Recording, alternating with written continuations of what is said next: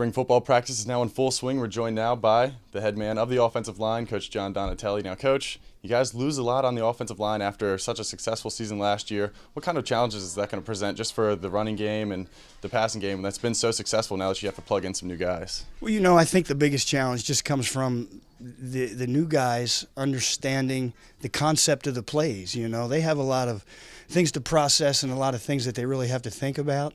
So, I'm excited because their raw physical tools, boy, they've got some great upside to them. Very trainable tools, as I say, and they could really, in many senses, surpass the productivity of the last unit earlier than a lot of people expected.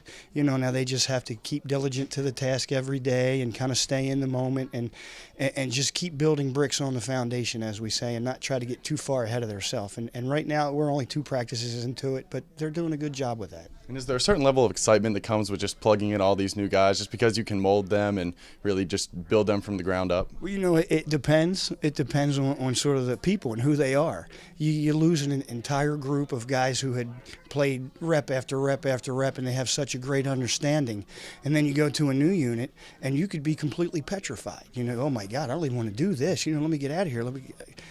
But then you say, oh, boy, look at these young men who have so much desire, so much passion for the game. They've got these wonderful minds that are just hungry to learn and process. So that's what gets me excited, is their excitement and their desire to be great.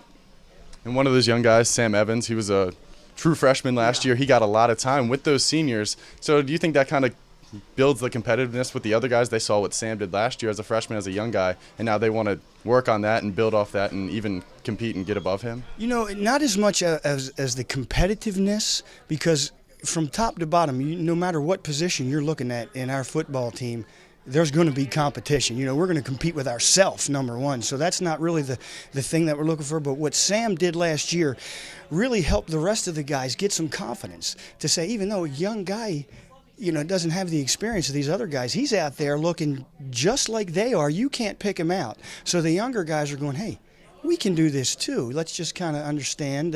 You got to know what you're doing, first of all, and that Sam's very smart, and he understood what he had to do, and then getting it done is always the challenge.